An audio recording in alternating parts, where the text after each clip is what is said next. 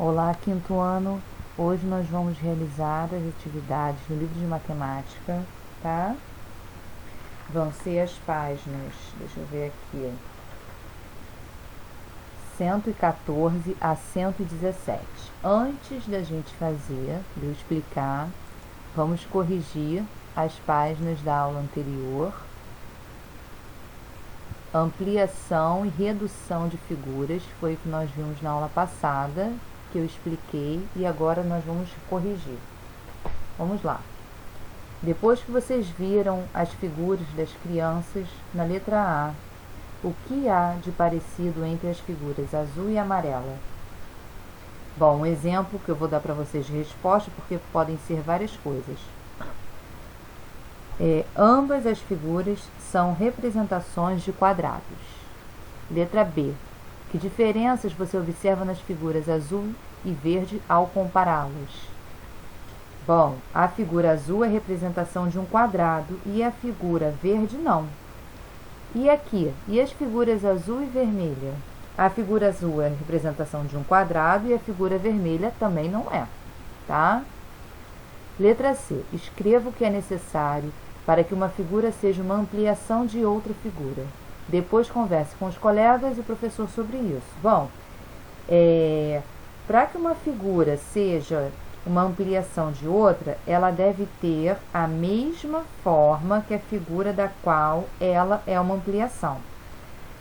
E ela também, a medida dela de um lado, se, por exemplo, for dobrada, as medidas de todos os outros lados também devem ser dobradas. Compare as medidas dos lados da figura laranja e verde. A figura verde é uma ampliação ou é uma redução da figura laranja? Ela é uma redução, tá? Porque a medida de cada lado foi reduzida pela metade. No número 2, vocês tinham que observar a figura e fazer o que estava sendo pedido na malha, né? Vocês iam fazer um desenho triplicando apenas as linhas verdes, e a pergunta ficou aí. A figura que você obteve é uma ampliação da figura pintada de amarelo? Por quê?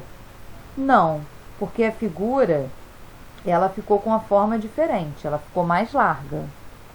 Na letra B, desenhe outra figura triplicando apenas as medidas das figuras das linhas laranja. A figura que você obteve é uma ampliação da figura pintada de amarelo? Por quê? Não, porque a figura ficou com uma forma diferente, ela ficou mais alta. Letra C. Triplicando todas as medidas da figura inicial, teremos uma figura com quantos centímetros de largura? 9 centímetros. E de altura? 6 centímetros. Bom, na página 111, aqui, isso aqui eu vou deixar para poder olhar quando vocês enviarem, porque já fica mais complicado, porque eu não consigo desenhar aqui. Pessoal, eu coloquei para vocês na aula de quarta-feira até a página 113, mas quando eu fui fazer o vídeo, eu não sei por que não coloquei essa explicação da página 112 e 113. Então, se teve dificuldade de fazer e não fez, não tem problema. Eu vou explicar agora e vou deixar para corrigir essas duas páginas na próxima aula, tá? Então, vamos lá. Maiara estava desenhando polígonos em um software de geometria dinâmica em seu computador. Ela desenhou um quadrilátero e quer desenhar outro que represente uma ampliação do primeiro quadrilátero. Então, ela fez esse desenho e ela quer fazer uma ampliação. Ela reproduziu outro quadrilátero como esse, usando o recurso de copiar e colar do programa. Obteve assim 2 quadriláteros de mesmas medidas de lado e de ângulos internos. Veja a figura abaixo. Então, ela só copiou e colou, ficou a mesma coisa. Com o objetivo de obter uma ampliação, Maiara esticou, ela pegou e fez isso, foi esticando, os lados do segundo quadrilátero. Veja a seguir os quadriláteros que ela obteve. Então, ela primeiro teve esse, e depois, quando ela ampliou, ficou assim. Letra A. O que aconteceu com os ângulos internos? Ó, ângulo interno. Olha aqui, ó. Do segundo quadrilátero, quando Maiara esticou seus lados. Letra B. O segundo quadrilátero representa uma ampliação do primeiro quadrilátero? Sim ou não? E justifique a sua resposta. Então, vocês vão ver se esse quadrilátero aqui, ele é uma ampliação desse. Converse com o professor e os colegas sobre o modo como Maiara construiu essa ampliação. Após construir o quadrilátero, Maiara descobriu uma outra função do software que estava utilizando. Então, ela viu essa função aqui, ó. Permite construir um polígono regular qualquer. Para isso, basta construir um segmento de reta, que será um dos lados do polígono, e indicar a quantidade de lados que tal polígono terá. Então, a Maiara, ela quer construir o desenho de um polígono, de um pentágono regular, e vai usar a função descrita acima. Assim, ela construiu um segmento de reta de 3 centímetros e indicou que o polígono deveria ter 5 lados. Veja abaixo o pentágono que ela obteve. Então, olha só, o segmento de reta de 3 centímetros e ela indicou que devia ter 5 lados. Ela descobriu que, ao alterar o comprimento do primeiro segmento construído, as medidas dos ângulos internos do pentágono regular não mudaram. Além disso, ela descobriu que, se dobrasse a medida desse segmento, as medidas dos outros lados também dobrariam. Então, vocês vão ler para vocês poderem fazer aqui e colocar a resposta, tá? A mesma coisa aqui, vocês também têm que ler para poder colocar. Agora, nós vamos para a aula de hoje, que são ilusões visuais e representações geométricas. As figuras a seguir provocam ilusões visuais que podem ser de vários tipos. Na figura A, é possível perceber pelo menos 2 ideias diferentes. Na figura B, há ideia de movimentação. Os pontos parecem piscar nos vértices dos pequenos quadrados representados. Por fim, na figura C, é possível confundir-se em relação ao comprimento dos traços horizontais. Então, ó, aqui parece que está piscando. Se vocês olharem no livro de vocês, eu vejo aqui os vértices, e ó, aqui não aparece. Ou seja, isso se chama ilusão visual, tá? Normalmente usamos o termo ilusão de óptica quando nos referimos a essas confusões que acontecem com nossas percepções visuais. Entretanto, as ilusões visuais podem ter vários motivos, para além da questão óptica, envolver outros sentidos e até mesmo os conhecimentos que temos sobre o tipo de imagem que nos é apresentada. As ilusões visuais que envolvem relações de espaço podem ser chamadas de ilusões geométricas.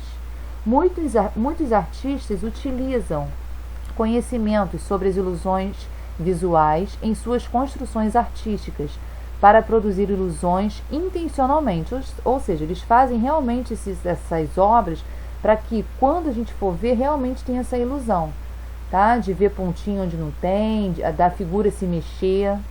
Entretanto, em muitas situações não há intenção de provocar ilusões, mas algumas confusões podem acontecer por meio dos conhecimentos dos observadores. Veja, nós temos aqui a figura D. Com base na representação geométrica da figura D e nos conhecimentos sobre poliedros, podemos dizer que se trata da representação de um tetraedro. Não saía, gente.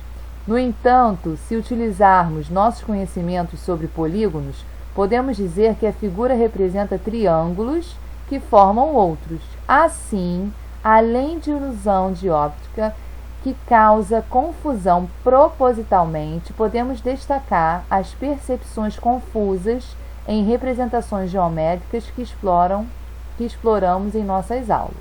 Então, vocês vão ler essas perguntas, tá? Que essa daqui está relacionada com o texto. Depois, número 1. Observe os traços perpendiculares que foram representados ao lado. Qual deles tem maior comprimento? Vertical ou horizontal? Vamos lembrar que vertical é em pé, horizontal deitado. Número 2, qual figura geométrica a imagem ao lado pode representar? Qual, gente? Compare sua resposta com a de um colega e justifique a sua.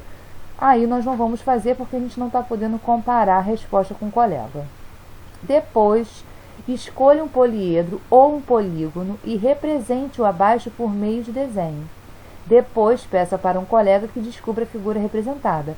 Vocês podem estar pedindo para alguém da casa de vocês descobrir qual a figura que vocês fizeram. Com base nas atividades apresentadas, elabore com seus colegas dicas que possam ajudar na representação de figuras geométricas planas ou figuras geométricas não planas. Então, esses vocês vão fazer individualmente, tá? Na próxima página, cálculo mental, número 1. Ana e Pedro estão brincando de contar blocos que lembram cubos. Ana desenha blocos empilhados e Pedro conta e anota em um quadro a quantidade de blocos que ele enxerga no desenho. Observe, preste atenção aqui para eu poder estar explicando que vocês vão fazer a mesma coisa aqui embaixo. A Ana desenhou aqui. Quando o Pedro ele foi colocar aqui, essa fileira aqui, estão vendo? Ó, tem essa fileira e essa fileira aqui. Então, deixa eu explicar para vocês o que eles colocaram aqui. Aqui, essa aqui é a primeira fileira, tá?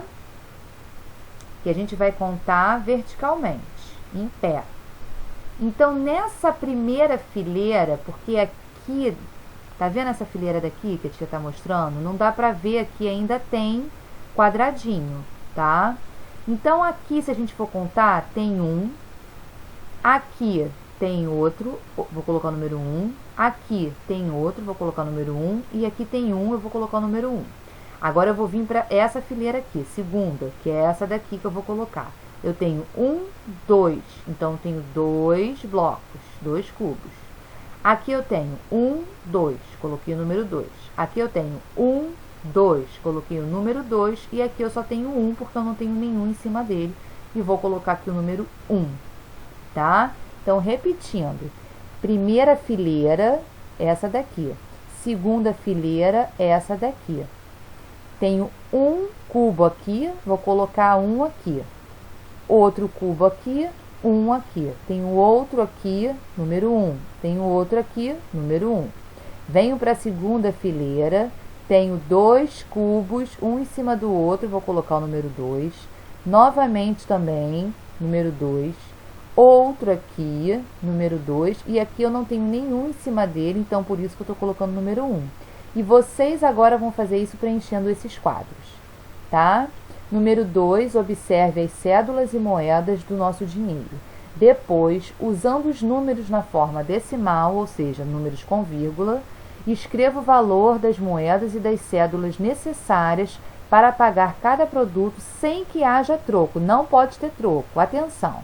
Você deve usar a menor quantidade possível de cédulas e moedas. Então, preste atenção nisso, tá? Olha aqui, ó.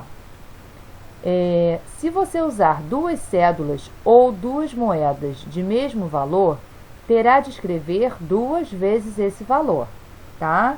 Então, aqui, ó, tem as moedas, tem as cédulas. Para vocês comprarem aqui esse brinquedo, tá? Então, já colocou aqui, ó, uma cédula de R$20, outra de R$10. E como é que vocês vão completar aqui para vocês terem esse valor para que não tenha troco? Na letra B, a mesma coisa. Vocês vão desenhar aqui o retângulo para colocar cédulas e façam um círculo para colocar as moedas, tá? Todas essas daqui vocês vão colocar para que não tenha troco. Então, hoje na aula de matemática são essas páginas do livro. Qualquer dúvida, vocês podem perguntar lá na plataforma para a tia estar podendo ajudar. Tá bom? Um beijo!